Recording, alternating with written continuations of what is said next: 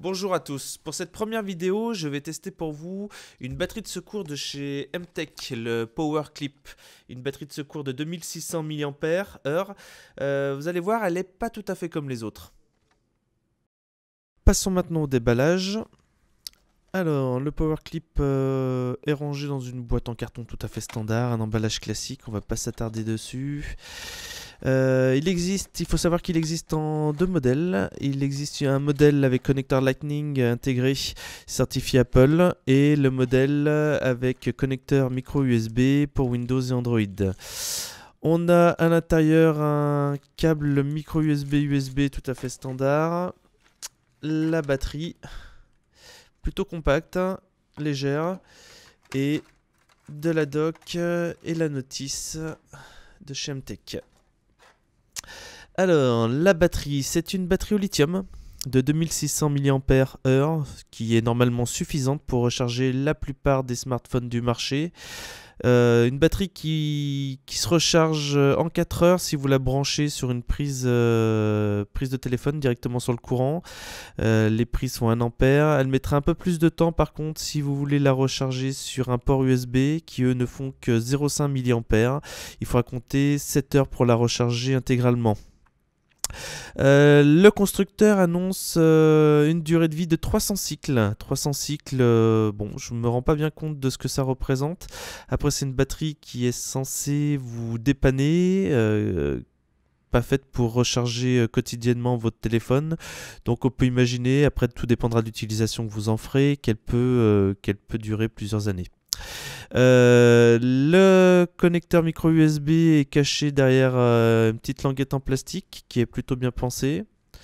La batterie est équipée de 5 petites LED qui représentent le niveau de recharge de la batterie.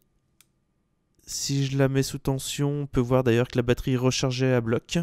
Je ne l'ai jamais rechargée encore, donc c'est plutôt pas mal. On va passer à un test, on va la brancher sur des téléphones.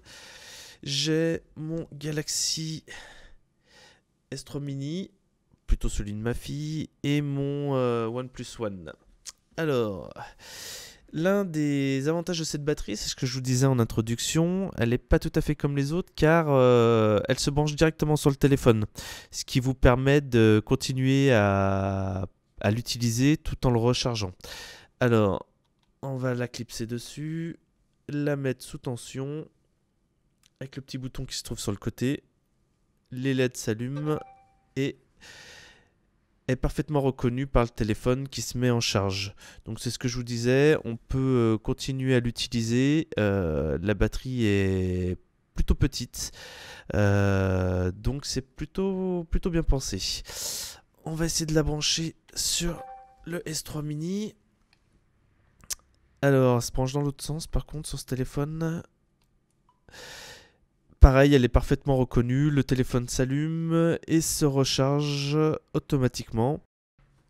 Voilà, cette première vidéo est terminée, j'espère qu'elle vous aura plu.